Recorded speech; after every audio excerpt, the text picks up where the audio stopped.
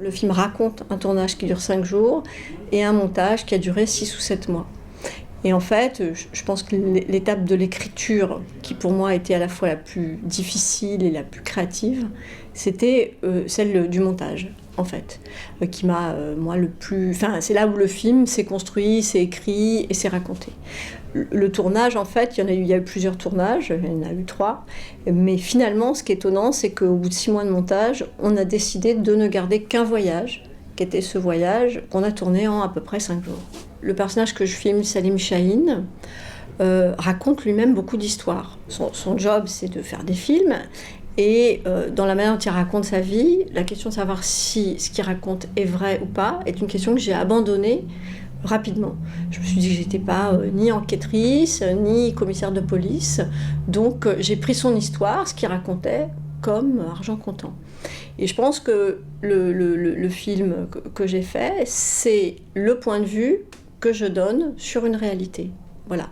Et ce point de vue, il est subjectif et j'ai aucune intention d'être exhaustive.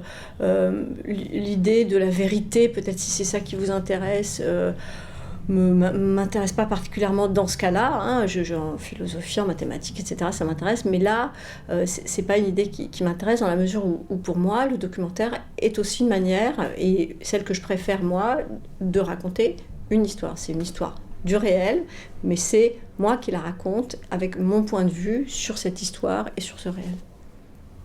C'est une bonne question et ça rejoint vraiment votre thème, parce que le cinéma dans un pays en guerre, c'est d'abord réussir à donner une image, une existence et un peu de joie ou une petite représentation à des gens qui n'en ont pas. Et qui n'ont, il y a quand même globalement rien en Afghanistan. C'est-à-dire qu'il y a quelques cinémas, il n'y a pas de parc d'attractions, voilà, il n'y a pas grand-chose. Et donc le cinéma, je pense que c'est pour ça que c'est vraiment intéressant. Enfin, je ne veux pas dire ça, mais c'est comme un effet de loupe, de regarder ce qui se passe dans un pays en guerre et pourquoi on fait du cinéma, à quoi ça sert à ceux qui le font et à ceux qui le regardent. Ça sert juste à être, c'est un peu pompeux comme formule, mais être un peu plus fort que la mort. C'est-à-dire, c'est pas seulement à rêver, c'est pas tellement à rêver, c'est à résister, à être plus fort et à avoir une existence imprimée sur une pellicule qui est... voilà, qui dépasse, qui transcende, c'est peut-être un peu exagéré, mais en tout cas qui dépasse un quotidien qui est vraiment, vraiment pas très amusant, quoi.